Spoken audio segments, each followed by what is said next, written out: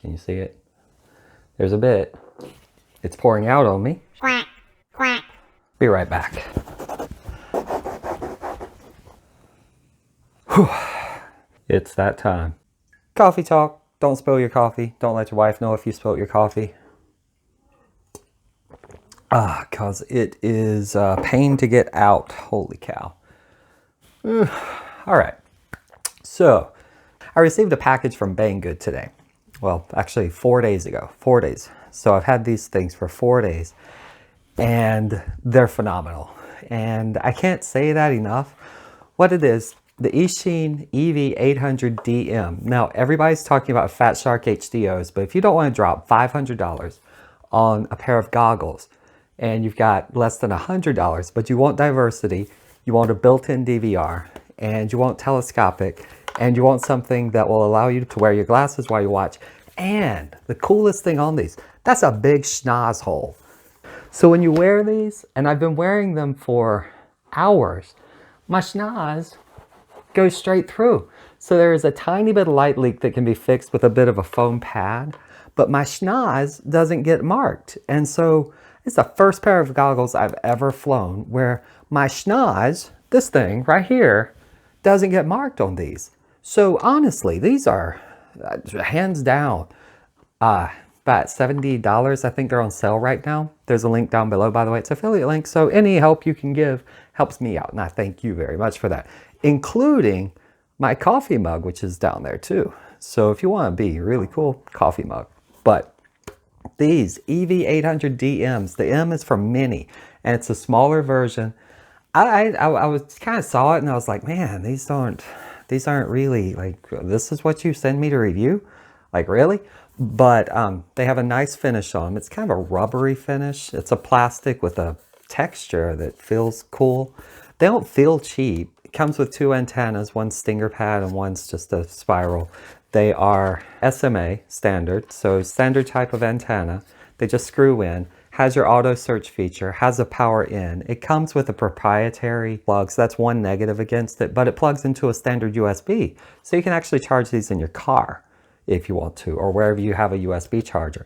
It has a 2000 milliamp hour 1S battery built in that I'll be taking this apart to see that, but it's 2000 milliamp hour. It gets you at least 2 hours. I was 2 hours with DVR every day, and then I'd charge it up for an hour and then I'd go fly again. So overall, I've got about 10 hours with these things, and I can't say enough good stuff about them because I didn't expect that much from it. It's a small set of goggles, for box goggles anyway. They're inexpensive, but whenever I saw Kebab's review, I was like, when does Kebab ever be nice to a product? And then I got them, and I'm like, holy cow. These really are worth being nice to. So I'm going to have some DVR footage at the end. I'll talk through the flights. I'm flying Beta Flight 4.1 on a micro, which brings me to my second. Number one, Eachine EV800DM. I'm not saying they're the perfect. I'm not at all. Watch Kebab's review.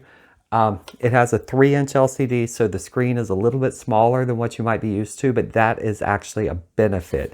It's varifocal, so if you're older, like some of us, and you can't see very well, you can pop it out. You can fit your eyeglasses in it. The head strap's comfortable.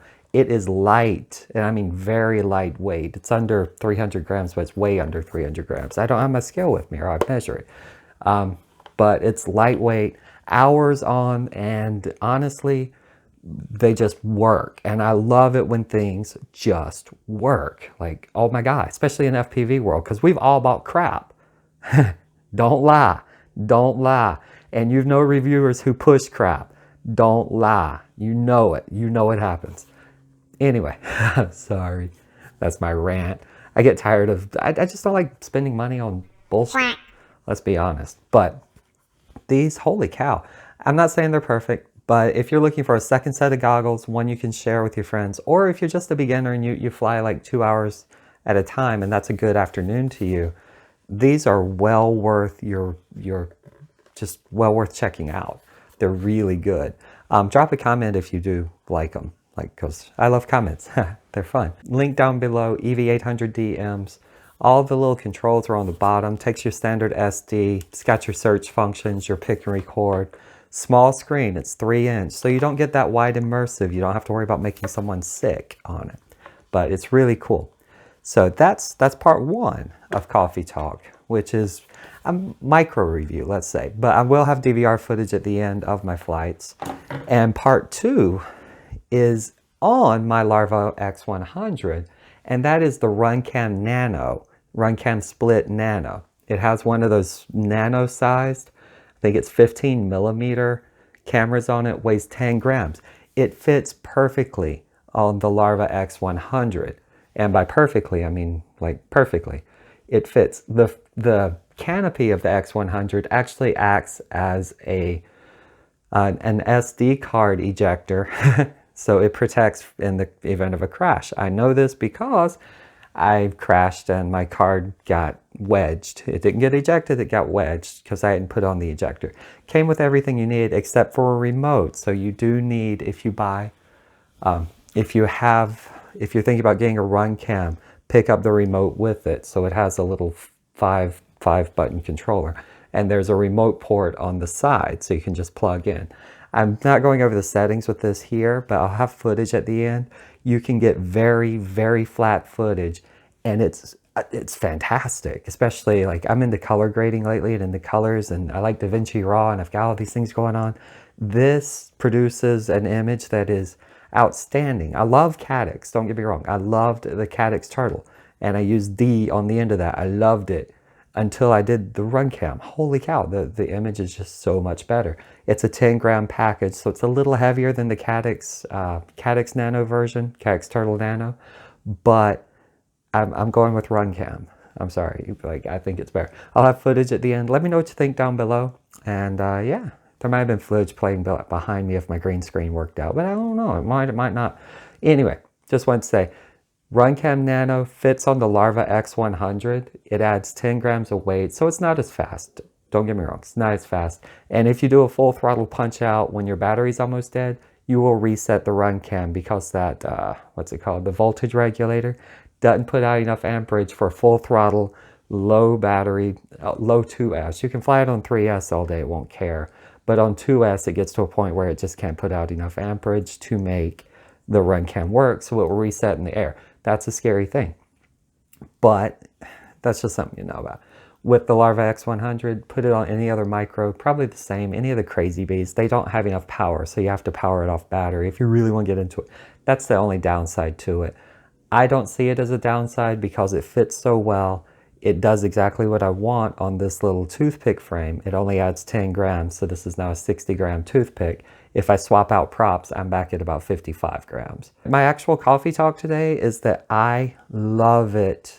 And Banggood, if you're listening, because you gotta see it at some point because I'm posting this, but I love it when products just work. So Eachine EV800DMs, very good. They just worked. I didn't have to do it. I really just plug it in, put it on, hit the search function. And the Runcam Nano, dang, that thing is good. All links are down below. They do help me out. Thank you so much. You have no idea how much it helps me. You have no idea how much the engagement does. I love having these conversations. So let me know what you think down below, and we'll talk to you later. I might cut this out, I don't know, but coffee's awesome. If you want to know how to roast coffee beans, let me know, because I roasted my own and that changed my life. Might be why I drink so much, but I don't have kidney stones after 40 years of drinking coffee. It's pretty good. But if you want to know how to roast your own coffee, let me know, and we will talk to you later. So I'm showing off 3 things here, well 4 really, but first is this fantastic DVR with the diversity from the headset, the EV800DMs. Diversity, I tested it a lot more thoroughly than just, around a few trees, and literally it's night and day difference if you're not used to diversity, which I'm not used to. So I expected a lot more static and crosstalk. Just because I'm not used to diversity, but I love it. It's so good. The other thing is that the DVR on it, very clear, records pretty much as it's seen. There are a couple of glitches that I don't remember seeing in the goggles, but I think that's kind of typical for a DVR recording. The second thing I want to talk about is just how good the Runcam FPV view is. And this is actually as good as any of my cameras that I've tested, including the Runcam Micro and Runcam Micro and the Foxier Nano. It's not the wide digital range like a Foxier Nano or wide dynamic range, but it's very good in that it doesn't wash out whenever you hit the sun, and it doesn't black out when you go from shadow to sun, which is why I'm flying my backyard this time. I wanted to be in kind of different lighting conditions, but that nice even keel view is pretty much what happened all afternoon as the shadows got darker, sunlight got brighter, dark at times, bright at times, and it didn't have any problems transitioning between the two. And that was great. 50,000 times better than the Cadix with the plastic lens. Even in the front yard, I normally get glare, and I didn't get any. I got like a little, hey, there's the sun, but nothing like I get with the Cadix, where sometimes it's really hard to fly. This, if you didn't tell me it was a split camera, I would have no clue. Also goes with, I would have no clue with latency or lag. There's no discernible, I'm not doing anything here that looks impressive, but for the flying that I do, I did not notice any at all, other than crashing, The other thing I wanted to show as it's flipping back and forth here, if you've noticed, this is a very flat color picture, and it's basically, I just turned down the sharpness, contrast, and saturation so that I could get a flat profile, and that's really good if you want something that you can color grade.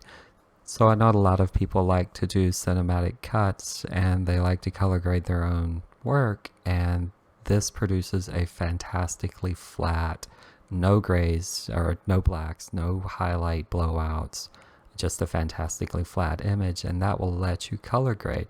Now, I've been pushing DaVinci Resolve lately because of the color grading options, and if you don't want to pay for Adobe's subscription model that they have now, $300 gets you Studio with all of its good options, and I get paid nothing for those, so they aren't affiliates or anything like that, but it does give you a ton of options. And out of the gate, I was just blown away by what the Runcam gave. It's not quite GoPro, don't get me wrong. You can do the little 16:9 stretchy software to make this look more GoPro with SuperView, but for what it is, this is better than any cam I've ever put on one of my quads. Now, I've used some of the better action cameras, and I've used the Cadix Turtle, and this Nano, to me, blows it away. Just image quality is so much better, and just the ease of use and good FPV, and it's only 10 grams. I mean, if you'd told me 3 years ago that a 60 FPS 1080 camera was 10 grams, I would have laughed at you. I think most of us would have, but that's going to wrap it up here. Let me know what you think down below, and we will talk to you later.